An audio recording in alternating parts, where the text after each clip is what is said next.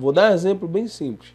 Vamos supor que você está fazendo a medição, eu vou falar todo esse projeto para medição de temperatura, que é uma aplicação bem comum no mundo da IoT. Vamos lá.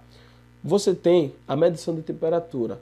A temperatura, ela vai dilatar um efeito, vai ter um efeito ali, geralmente você tem um efeito Seebeck, ou seja, através da dilatação de metal ali do sensor, você tem uma diferença de potencial gerado do outro lado ali, daquela pequena plaquinha, daquele pequeno material ali condutor. Essa diferença de potencial é um dado bruto, é um dado de eletricidade, mas é um dado bruto.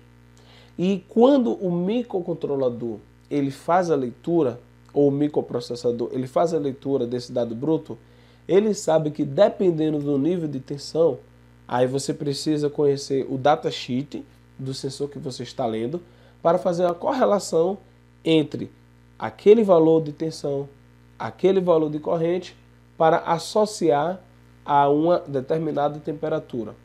E essa temperatura é a informação.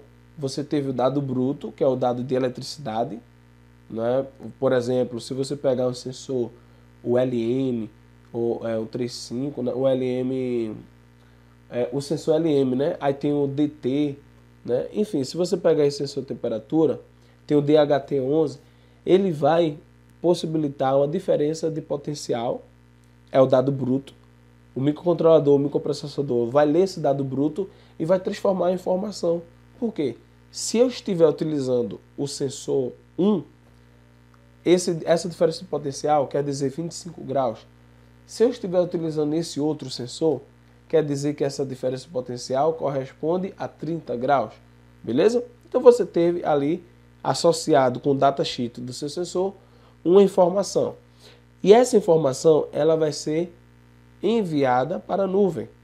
E quando você tiver várias informações, você vai ter o quê? O conhecimento do clima. Imagine que se você estiver fazendo uma estação meteorológica, você vai ter o clima daquela região.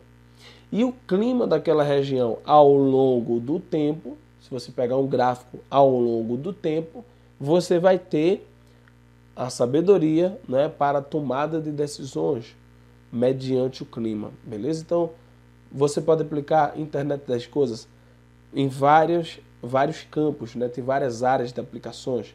Eu poderia citar aqui várias, né? Medição de vibração de motor, por exemplo. Enfim, tem várias áreas onde você pode aplicar a internet das coisas.